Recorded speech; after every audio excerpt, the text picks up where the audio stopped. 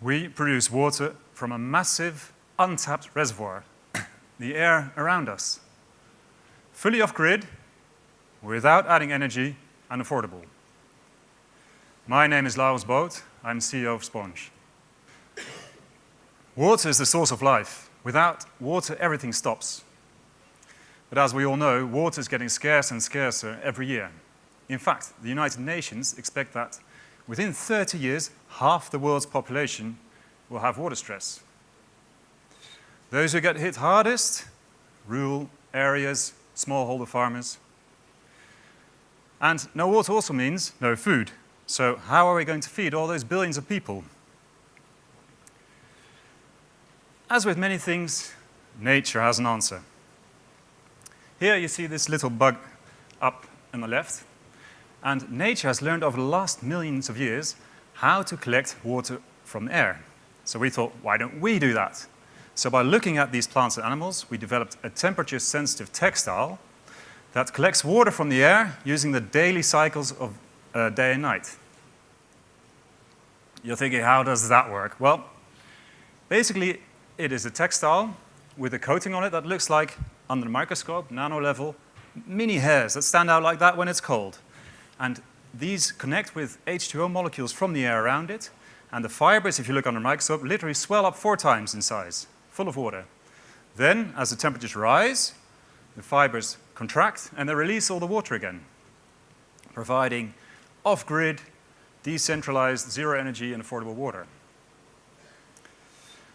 The applications are massive. In its most simple form, you can just put it around your tree, let nature do its work, and it provides water directly to the roots. More advanced systems provide higher volumes at a lower price point. And in fact, because of the way it collects water, it actually purifies it in the process. So it's quite easy to also take it into drinking water. At the moment, we have this. So we're really early stage. We've had 8 years of research to get there, plus, and within about 3 weeks we'll have this size. So this doesn't work yet. And this year we're going to do prototype testing, improve the material further, and start our first pilots. Next year we start implementing the most basic form, so the basic material for forestation and orchards. And then we can move on to other crops and other regions, and eventually to provide large parts of the world. The more advanced systems we roll out a bit later. By 2024, we want to have provided at least 80,000 farmer households with decentralized water and produced an additional 2 million tons of food and transformed 100,000 hectares of barren land into fertile lands again and forests. And that would take away another nearly 1 million tons of CO2 from the atmosphere. We envision a world in which water is available for all plants, animals, people around the world. And we show that by looking at nature, we can actually achieve that. And part of our profits actually go to the Sponsh Foundation to also ensure that everybody, also the ones who do not have access to little money, can also benefit from that. With the grant would allow us to further develop the prototypes, improve the material, and run our first pilots.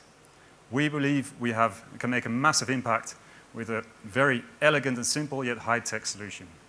Congratulations. Thank you. What would you say would be your biggest challenge to implement your technology? The biggest challenge at the moment is scaling it up, making sure that we get this textile in larger areas. We have ways to reduce like the cost price of it by those innovations. That's the key challenge at the moment. We know the way forward, but then we need funding for that, and it takes time.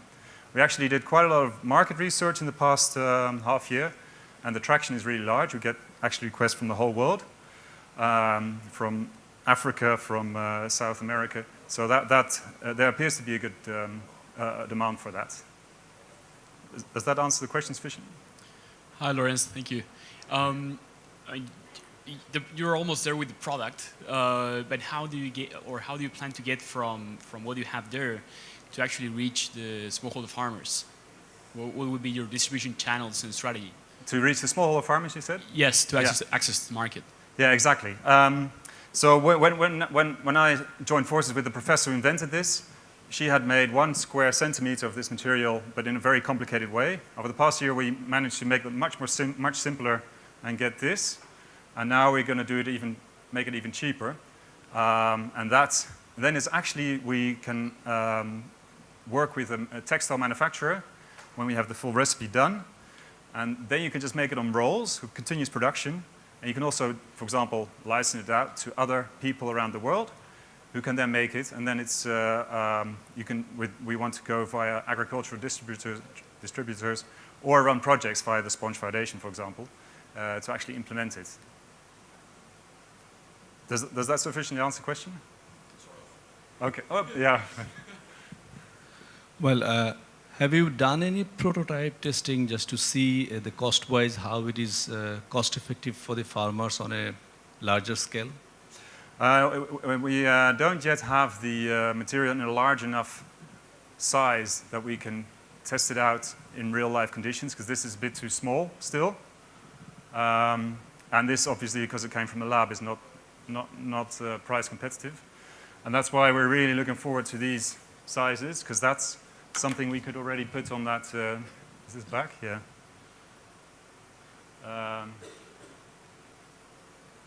On here, you could so we already have some prototype testing set out, and really see how it works in real life conditions.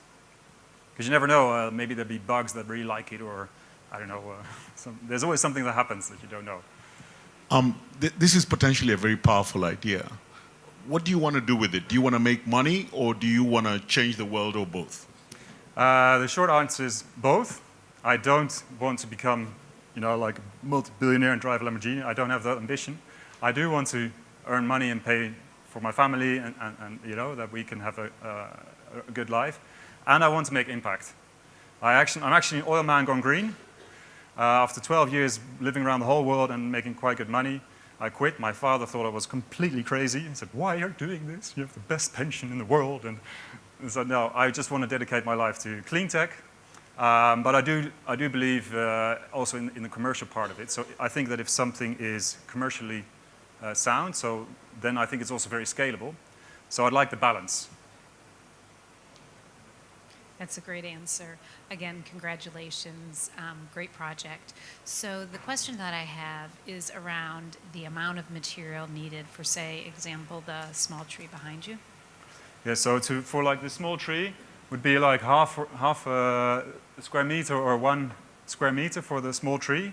That what we've learned from our potential customers is they say that would be enough for the tree to grow, become a big tree, and then do it on its own.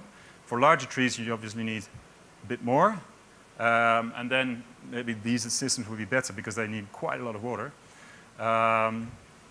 But for quite a few crops, just the material itself would be enough, or that you can do it for the key moments in the summer when it's really, really dry, and then you give them just a little nudge to help survive the summer, so they don't lose the crops. So my question is actually it's twofold. First of all, how long does the material last? Like, once you put it around the tree, how long will it last? And if it doesn't last very long, what's the incentive for a farmer to keep investing in it if it's going to degrade after a while? Yes, absolutely right. So we expect that it will last 3 to 4 years. And we based the unit costs on that duration, 3 to 4 years. And if it doesn't last longer, yeah, then they definitely won't buy it. People won't want it, except maybe if you want it for 1 summer or something like that. But so it's we think it has to be a sustainable solution, so that it should last sufficiently long for people to be interesting.